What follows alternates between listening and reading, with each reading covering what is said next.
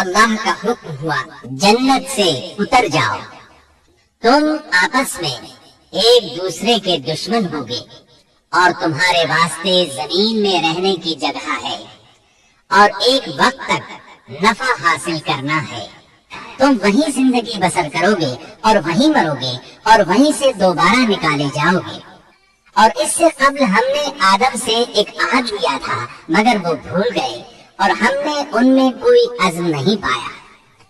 اور جب ہم نے فرشتوں سے کہا آدم کو سجدہ کرو تو ابلیس کے سوا سب نے سجدہ کیا، اس نے صاف انکار کر دیا۔ تو ہم نے کہا اے آدم، یہ تیرا اور تیری بیوی کا دشمن ہے، خیال رکھنا ایسا نہ ہو وہ تم دونوں کو جنت سے نکلوا دے اور تم مصیبت میں پڑ جائے۔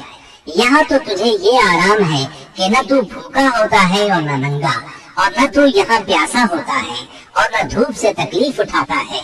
لیکن شیطان نے اسے وسوسے میں ڈال دیا، کہنے لگا میں آپ کو دائمی زندگی کے درخت اور وہ بادشاہت بتلاؤں جو کبھی پرانی نہ ہو۔ چنانچہ ان دونوں نے اس درخت سے کھایا، بس ان کے ستر کھل گئے اور وہ بہشت کے پتے اپنے اوپر چپکانے لگے۔ آدم نے اپنے رب کی نافرمانی کی، بس بہک گیا۔ پھر اس کے رب نے نوازا، اس کی طرف توجہ فرمائی اور اس کی رہنمائی کی۔ حکم ہوا تم دونوں یہاں سے اتر جاؤ، تم آپس میں ایک دوسرے کے دشمن ہو۔ اب تمہارے پاس جب کبھی میری طرف سے ہدایت پہنچے تو جو میری ہدایت کی پیروی کرے نہ تو وہ بہکے گا نہ تکلیف میں پڑے گا، ہاں جو میری یاد سے روگردانی کرے گا اس کی زندگی تنگی میں رہے گی اور بروز قیامت ہم اسے اندھا کر کے اٹھائیں گے۔ آدم علیہ السلام زمین پر اترے اور اپنے رب سے توبہ کے کلمات سیکھ لیے۔ وہ کلمات یہ ہیں: ربنا ظلمنا أنفسنا وإن لم تغفر لنا وترحمنا لنكونن من الخاسرين۔ اے ہمارے رب، ہم نے اپنا نقصان کیا اور اگر تو نے ہم پر مغفرت و رحمت نہ فرمائی تو ہم خسارہ اٹھانے والوں میں سے ہو جائیں گے۔ آدم علیہ السلام زمین پر اترے اور ان کے ساتھ حوا علیہ السلام بھی اتری اور ان کے ساتھ ہی ابلیس کو بھی اتارا گیا۔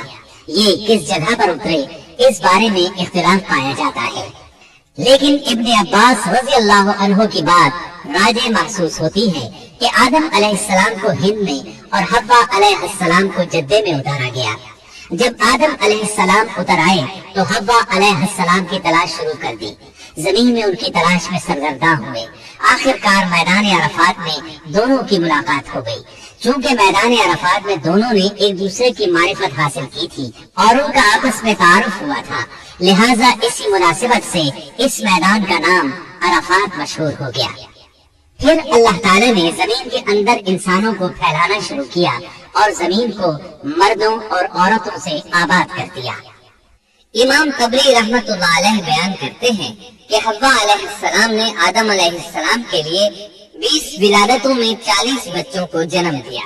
ہر بار 2 بچوں کو جنم دیتی تھی، ایک لڑکا ہوتا ایک لڑکی۔ سب سے پہلا جوڑا قابیل اور اس کی بہن قمیم کا تھا۔ پھر انسانوں کی افزائش شروع ہوئی، آبادی میں اضافہ ہونے لگا۔ اللہ نے آدم علیہ السلام ہی کو ان کا نبی متعین کر دیا، وہ انہیں دین سکھاتے رہے۔ اس وقت تمام لوگ موحد تھے، خالص توحید کو اپنانے والے تھے، یعنی کان الناس امۃ واحدہ، تمام لوگ ایک ہی امت کے تھے، ان میں شرک کا شائبہ بھی نہ تھا۔ ابن جریر اور ابن کثیر رحمہم اللہ نے ابو موسیٰ اشعری رضی اللہ عنہ کی روایت بیان کی ہے، اللہ نے جب آدم علیہ السلام کو جنت سے زمین پر اتارا تو انہیں ہر چیز کی کاریگری اور صنعت کا علم تھا۔ جب وہ اترے تو عالم بھی تھے، لباس میں ملبوس بھی تھے، کام کاج کے تمام طریقوں سے باخبر بھی تھے، لوہے، آگ، لکڑی اور کپڑے کے استعمال سے بھی بخوبی واقف تھے۔ ہمارے برعکس وہ ان کاموں کو اپنی ابتدا ہی سے جان چکے تھے، کیونکہ ہم سب لوگوں کا حال یہ ہے کہ جب تک سکھایا نہ جائے ہمیں کچھ نہیں آتا۔ آج کے دور میں بعض افریقی قبائل کے افراد وحشیانہ اور غیر مہذب زندگی گزارتے ہیں۔ علماء کا کہنا ہے کہ یہ لوگ زمین پر رہنے والوں میں سے گمراہ ترین انسان ہیں۔ انہوں